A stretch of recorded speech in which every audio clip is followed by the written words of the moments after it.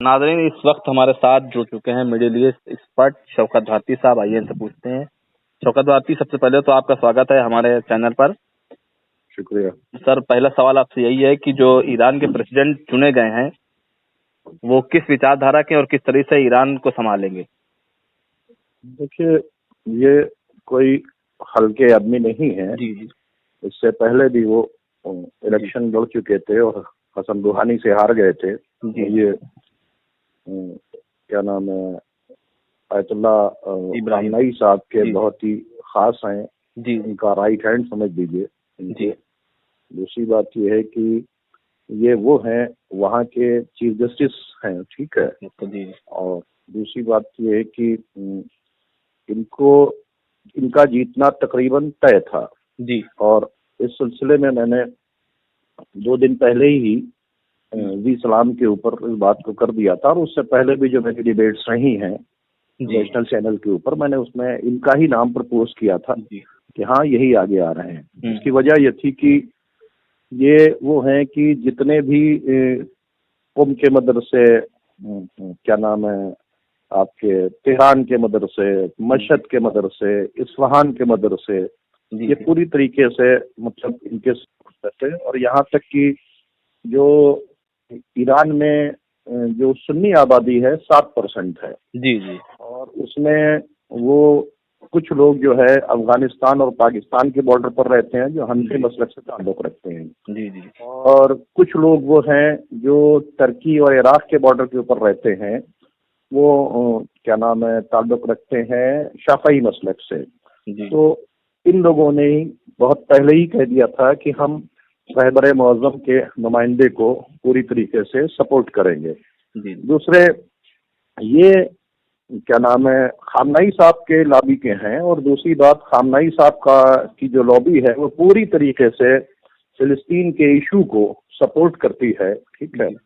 और ये रोज़ों की हिफाजत की जो जिम्मेदारी है, आप देखें क्या नाम है, चाहे इराक हो चाहे सीरिया हो, वहाँ तक जो सारा मामला है, तो उसके अंदर भी पूरा बहुत बड़ा रोल है। जनरल सुलेमानी का बहुत बड़ा रोल था। तो इसलिए ये ग्रुप जो है, जो अमेरिका और इजराइल की आंख में आंख डाल के खड़ा हुआ है बाकायदा तौर के ऊपर, तो इसके जीतने से एक तो ये अमेरिका और इजराइल और वो लोग जो डर्टी पॉलिटिक्स खेल रहे हैं मिडिल ईस्ट में, उनके मुंह के ऊपर बहुत बड़ा तमाचा है। और जिस तरह से तमाम अपोजिशन लोग पार्टीज ने इनको अभी रुझान आते ही इनकी तरफ जो है मुबारकबाद देना शुरू कर दिया इनको पूरी तरीके से। शौकत साहब, एक सवाल और आपसे, बात की जाए अगर ईरान और भारत के रिश्ते की, तो किस तरीके से ये रिश्ता निभाएंगे और क्या किस आगे तरह माहौल क्या होगा, किस तरीके का होगा?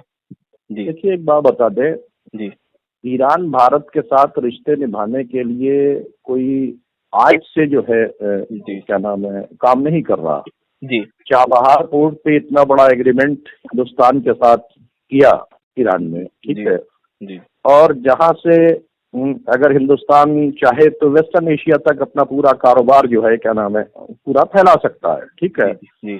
यानी पाकिस्तान के ग्वादर पोर्ट के मुकाबले में ईरान ने इंडिया को चाबहार पोर्ट दिया, ठीक है। दूसरी बात, इंडिया को क्या नाम है, कहा कि हम आपको क्या कहते हैं कि गैस जो है वो बहुत ही सस्ती यहाँ पे पड़ सकती है, आ सकती है। लेकिन जो हिंदुस्तान की विदेश पॉलिसी है वो कहीं ना कहीं अमेरिका और इजराइल के साथ में अपना तालमेल रखते हुए उसके अकॉर्डिंग भी अपनी जो है पॉलिसी बनाती है। और अमेरिका और इजराइल नहीं चाहते कि इंडिया और ईरान के रिश्ते ठीक हों, ठीक है, और मजबूत हों।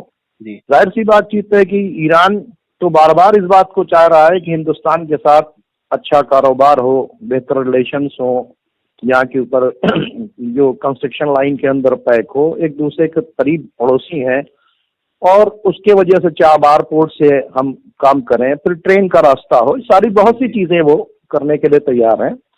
लेकिन जो यहाँ की फॉरेन पॉलिसी है, और जबकि इंडिया और ईरान को तो एक साथ वैसे भी रहना चाहिए, क्योंकि दुनिया में जितनी भी टेररिस्ट ऑर्गेनाइजेशन है, अगर देखा जाए, वो तालिबान हो, अलकायदा हो, लश्कर तैयबा हो, जितनी भी, या दाइश हो, इन सब से अगर कोई आदमी कोई कंट्री टकरा रहा है सबसे ज्यादा खुलकर, तो उसका नाम है ईरान। ईरान। तो अगर हिंदुस्तान को वाकई आतंकवाद से जंग करना है, तो आतंकवाद की लड़ाई में जी अगर कोई सबसे बड़ा हिंदुस्तान को सपोर्ट कर सकता है तो वो ईरान। एक आखिरी सवाल सर आपसे, जो अभी फिलिस्तीन और इजराइल की जंग चल रही है, तो उसमें जो नए राष्ट्रपति बने हैं ईरान के, उनका किस तरीके से इंटरफेयर होगा और किस तरीके से ये उनका साथ देंगे फिलिस्तीन का, और जंग में किस तरीके से क्या करेंगे? जी देखिए, ऐसा है कि ये तो ये जो जीत है, तो अगर देखा जाए तो ये फिलिस्तीनियों की भी जीत है। ये उन लोगों की भी जीत है जो लोग बैतुल मुक़द्दस की आज़ादी की और फिलिस्तीन की आज़ादी की लड़ाई लड़ रहे हैं। क्योंकि ये हमास हो या इस्लामिक जिहाद हो या जितने भी वो ग्रुप्स हैं जो बैतुल मुक़द्दस की आज़ादी के लिए लड़ाई लड़ रहे हैं, तो उनको अगर सपोर्ट है तो वो रहबर मुअज़्ज़म का सपोर्ट है, अयतुल्लाह ख़ामनई साहब का, और ये ख़ामनई साहब के राइट हैंड है, ठीक है। और यहाँ तक कहा जा रहा है कि नेक्स्ट टू ख़ामनई हैं। अगर खुदा न खास्ता ख़ामनई साहब, अल्लाह उनकी उम्र दराज करे, तो उसके बाद नेक्स्ट कहा जा रहा है कि ये जो है ये सुप्रीम लीडर की हैसियत से सामने आएंगे, ठीक है।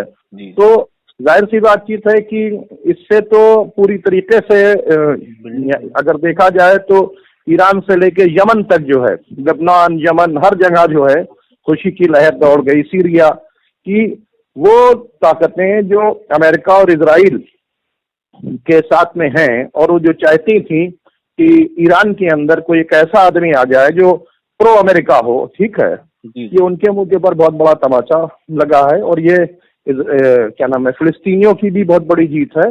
और अब फिलिस्तीनियों को और भी मदद मिलती है, वैसे तो खैर मदद मिलती रहेगी, लेकिन ये फिलिस्तीनियों को उनके कास्ट के बैतुल मुक़द्दस की आज़ादी के लिए सपोर्ट मिलता रहेगा।